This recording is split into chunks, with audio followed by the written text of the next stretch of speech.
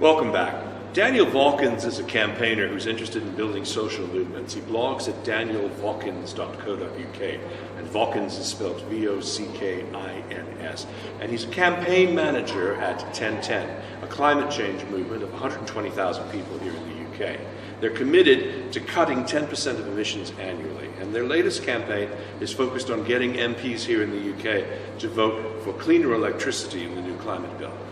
Daniel Vockins, welcome to Worldview. Daniel, over the last couple of weeks, we've seen a terrifying hockey stick graph. It's been shown in the media many times, talking about the impact of climate change and temperature rise over the last 10,000 years. Now, that particular graph shows within the last 100 years a phenomenal rise in our temperature. Can you explain for our audience what such a steep rise could mean for life on our planet? We're in a very bad place at the moment. January, I think, was the 335th consecutive month that was above global average temperatures.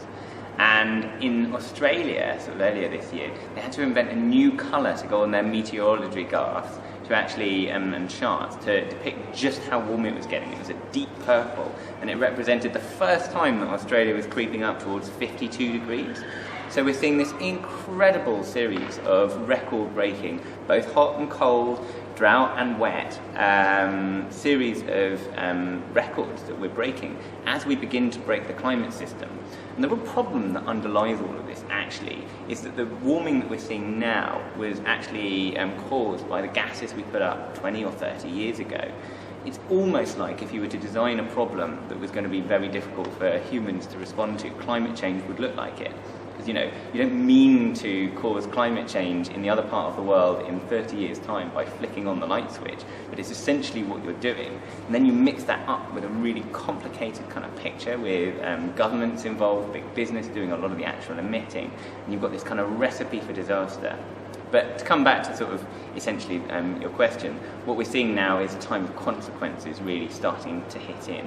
And unless we reduce carbon dioxide emissions incredibly quickly, then we're going to see much, much worse conditions. And within my lifetime and others, we're going to be starting to head up towards 2, 3, 4, 5, 6 degrees worth of warming. And that's a place that actually is looking quite dangerous.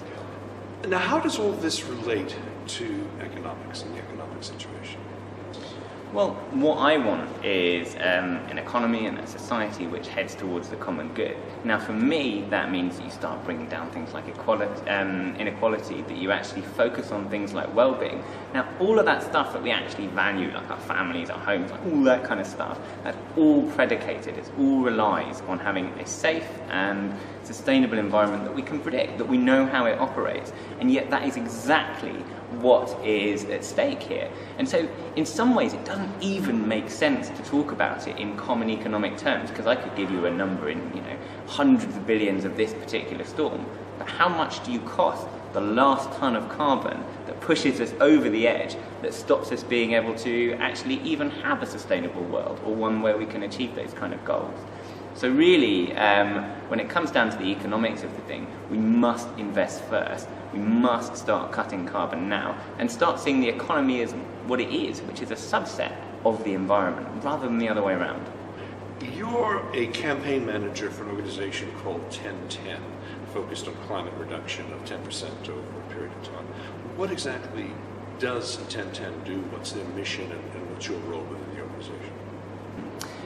So we set up 1010 in 2010, and the idea was simple. Like, if we bring together individuals, businesses, organizations, schools, hospitals, the military, the monarchy, everyone from across society, get them to start doing really radical and advanced carbon cuts and doing other kind of practical actions, then that gives you a political constituency to force governments to make the changes that they make.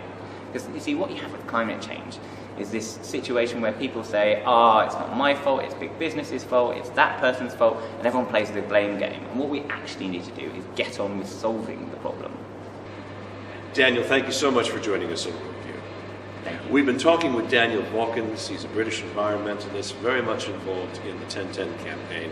Thank you for joining us, and we'll be right back.